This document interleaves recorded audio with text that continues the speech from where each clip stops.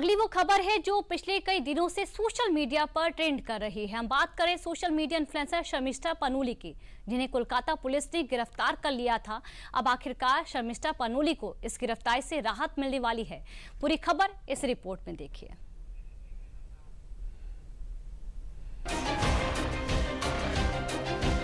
शर्मिष्ठा पनोली वो नाम है जो पिछले करीब एक हफ्ते से पूरे सोशल मीडिया पर छाया हुआ है।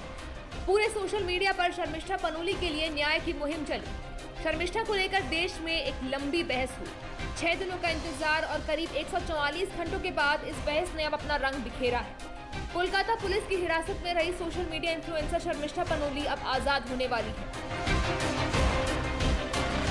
कलकत्ता हाईकोर्ट ने शर्मिष्ठा पनोली को अंतरिम जमानत दे दी है। बुधवार को जस्टिस राजा बासु ने सशर्त अंतरिम जमानत को मंजूरी दे दी। शर्मिष्ठा पनोली को 30 मई को गुरुग्राम से गिरफ्तार किया गया था।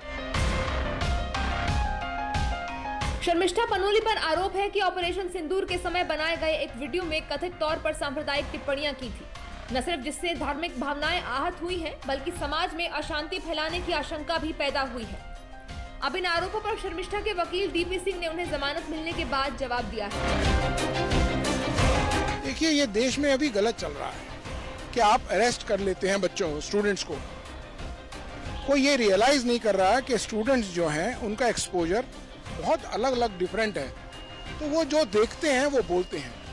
इस केस में भी इस लड़की को यही नहीं पता कि नबी क्या चीज होती है।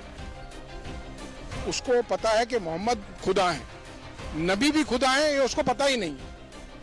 और वो किस ग्राउंड पे बोला उसने जो बोला, क्योंकि मुल्लाओं के उसने वीडियो देखे हैं जो इस तरह के हैं कि अगर आप भी वो सुनेंगे तो यही बोलेंगे, तो उनके ऊपर कोई एक्शन नहीं होता। इन बच्चों को पता नहीं है कुछ, ये बच्चे इतने पढ़े लिखे नहीं है।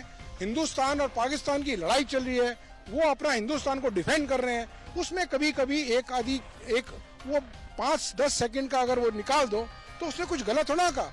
वो हिंदुस्तान पाकिस्तान उस सर्कमस्टांसेस की एक विक्टिम है कि उसने वो बोला, लेकिन उसके बाद उसके खिलाफ एक पर्टिकुलर कम्युनिटी खड़ी हो गई है। कोई लड़ाई तो नहीं हुई दो ग्रुप में, कोई पूरे हिंदुस्तान में कोई दंगा नहीं हुआ इस बात पे, तो फिर किस बात की वो सजा दी जा रही है।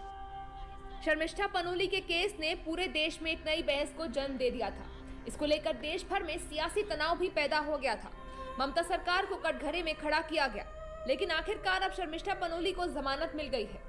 हालांकि हाईकोर्ट ने शर्मिष्ठा को अंतरिम जमानत देते हुए कुछ शर्तें भी रखी हैं। कोर्ट ने शर्मिष्ठा के देश छोड़ने पर पूरी तरह से रोक लगा दी है।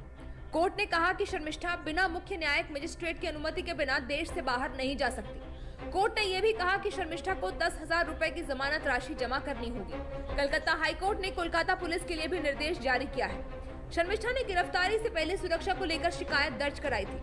हाईकोर्ट ने कहा कि शर्मिष्ठा की शिकायत के आधार पर उचित कार्रवाई भी की जाए। शर्मिष्ठा ने दावा किया था कि उनके सोशल मीडिया पोस्ट के बाद उन्हें धमकियां मिल रही थी। शर्मिष्ठा पनोली के सामने हाईकोर्ट ने जो शर्तें रखी हैं, उसके पीछे का कारण अभी चल रही जांच है। 22 साल की शर्मिष्ठा पनोली लॉ की स्टूडेंट भी है, इसलिए इस सब के बीच उनकी पढ़ाई भी छूटी। लिहाजा इसका क्या होगा, ये भी शर्मिष्ठा के वकील ने साफ किया है। शर्मिष्ठा को सिर्फ 3 शर्तों पे बेल मिली है कि वो अपना पासपोर्ट देंगी, दूसरी चीज कि वो इन्वेस्टिगेशन को ज्वाइन करेंगी, तीसरी सेटिस्फेक्शन ऑफ मजिस्ट्रेट, वो अपने बॉन्ड्स भरेंगे। जब वो नया सेमेस्टर शुरू होगा, she will join her classes. आज अगर पता नहीं कब ऑर्डर आएगा, लेकिन मुझे लगता है कि अगर ऑर्डर लेट आया तो कल सवेरे रिलीज हो जाए। इससे पहले हाईकोर्ट ने मंगलवार को शर्मिष्ठा की जमानत याचिका पर सुनवाई करते हुए उनके वकील से कहा था कि वीडियो सोशल मीडिया पर पोस्ट किया गया और ऐसा सुनने में आया कि इससे एक खास वर्ग की भावनाएं आहत हुई हैं। फिलहाल काफी जद्दोजहद के बाद शर्मिष्ठा अब जेल से बाहर हुई।